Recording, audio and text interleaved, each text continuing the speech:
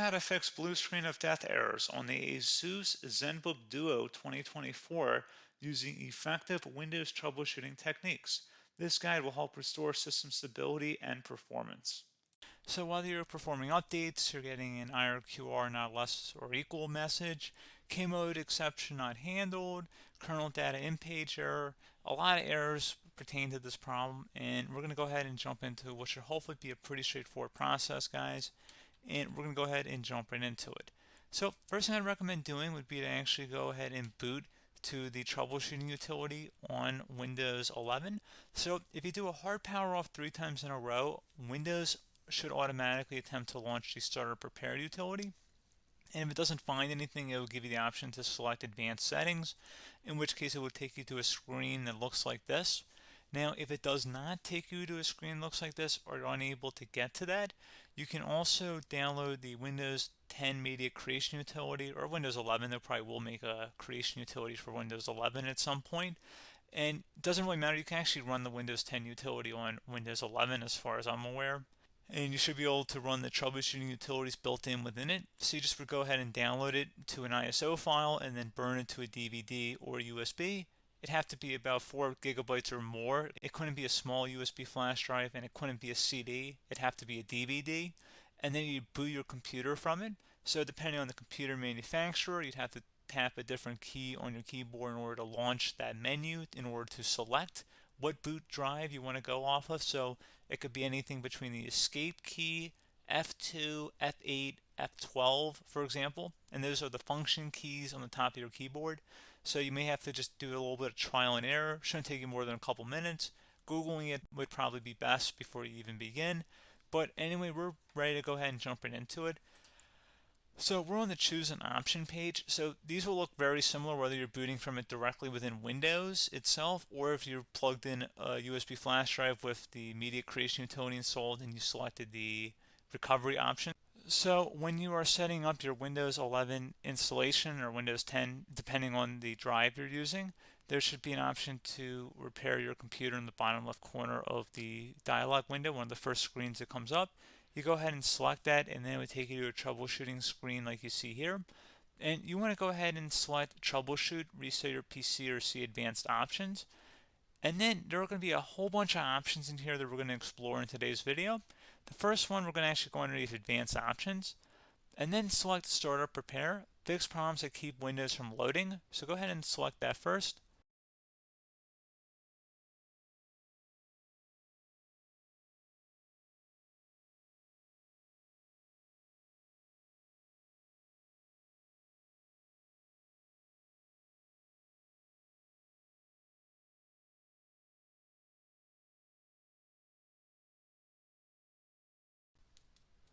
Okay, so you can see it could not repair our PC.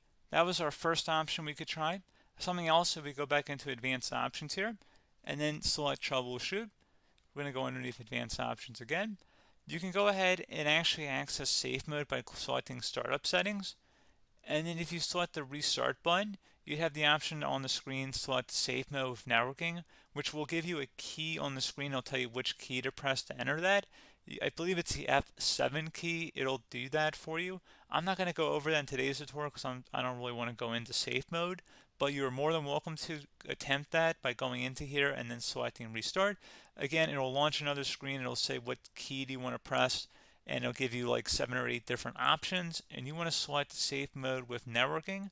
There's also an option for a command prompt too, but that's going to be something we're going to cover later in this video, and we don't even have to go through that in order to access it. So that's why I'm not going to really push for that, because unless you know exactly what's causing the problem, you probably don't need to go into safe mode.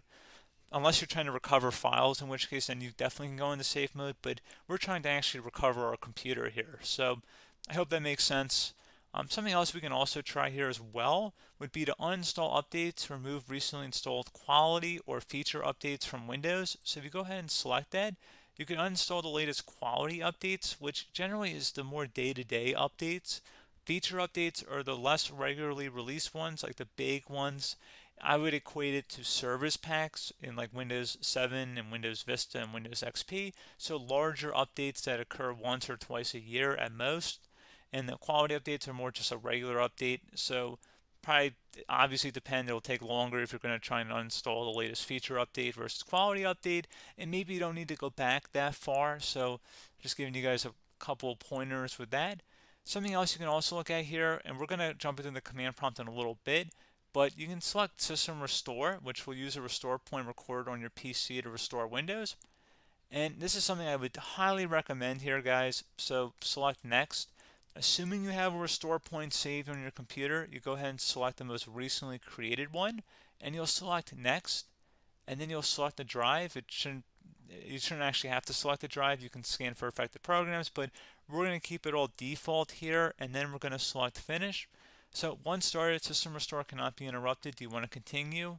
I think we're going to select yes. I don't think we have anything better to do on our computer right now, so just give it a moment here to initialize. It will take a couple minutes to run, obviously depending on how large your hard drive is and how much is saved on the System Restore point. So just give it a couple minutes here.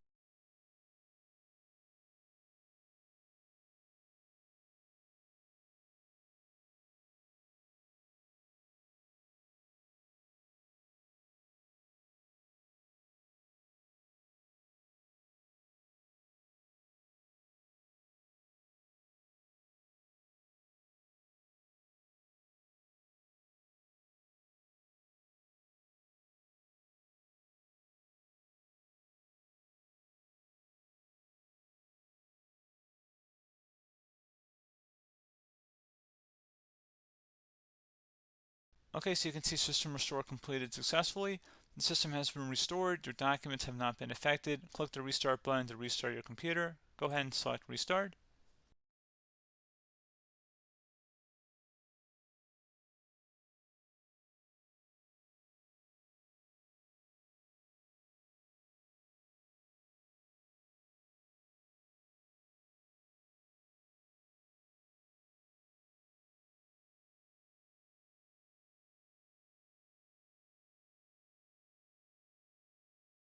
Okay, so you can see the system has been restored successfully. We're going to go over a couple different methods in addition to that if that did not work. So I'm just going to pause the video and we're going to start back up back on the recovery screen that we started with. Okay, so a couple other things we can try here too. If you go back into troubleshoot, you can select reset your PC, while you choose to keep or remove your personal files and then reinstalls Windows. You can select to keep my files, which will remove apps and settings but keeps your personal files. You can also select remove everything, which will remove all of your personal files, apps, and settings. So this is more of a factory reset, the second option here.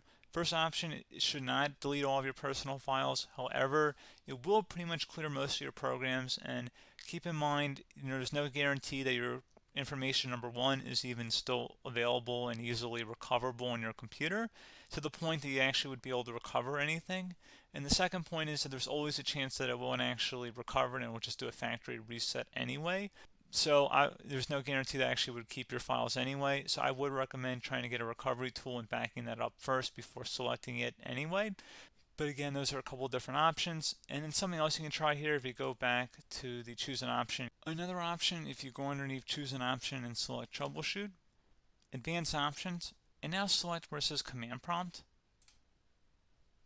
Okay, so the first thing we should do is type our main hard drive here. In most cases, it should be the C drive. So you just do a C colon and then hit enter on your keyboard.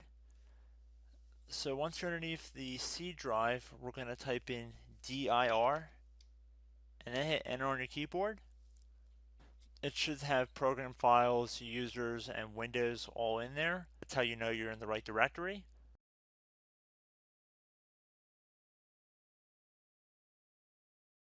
In some cases, it might be the D drive as well, so just keep that in mind.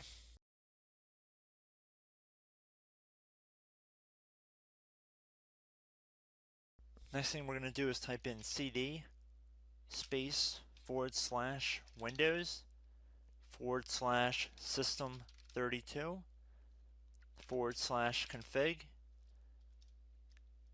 and then you're going to hit enter on your keyboard.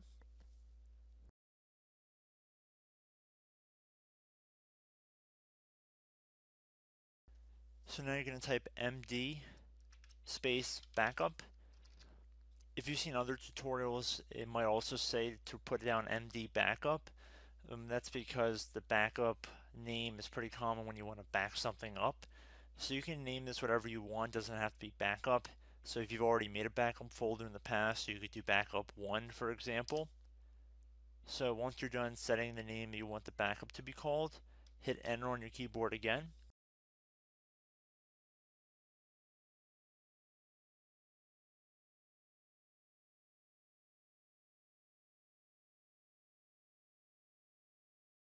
At this point, you want to type copy, C-O-P-Y, space. Then you want to do the star symbol above the 8 key. Then do a period or a dot, whatever you want to call it. Then another star sign, and then another space, and then type backup, and then hit enter on your keyboard.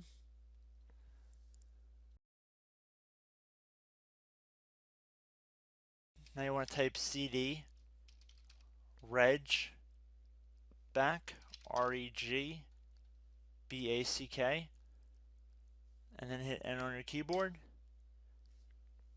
So now that we are under the reg back, so now you want to type dir again, and then hit enter.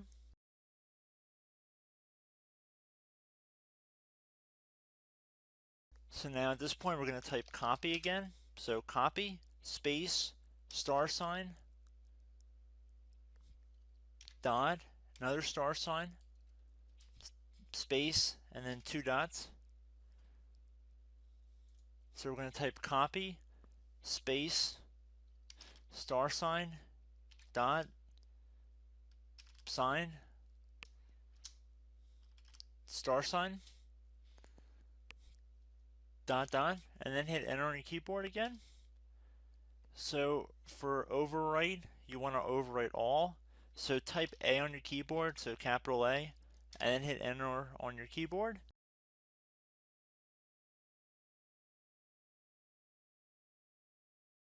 So at this point, you should be good to go. You can close out of the command prompt window, and if you accidentally continue to Windows 10, you should be all set. So I hope one of these 3 or 4 different methods we went through in this tutorial helped you guys out. Again, I'm not sure if you guys heard me earlier, but try to go back into your safe mode if possible and uninstall any programs you know might be conflicting with the Windows startup if you can get into safe mode. So just keep that in mind. Something very simple like that could be blocking up everything. So again, I hope this tutorial helped you guys out, and I will catch you in the next tutorial. Goodbye.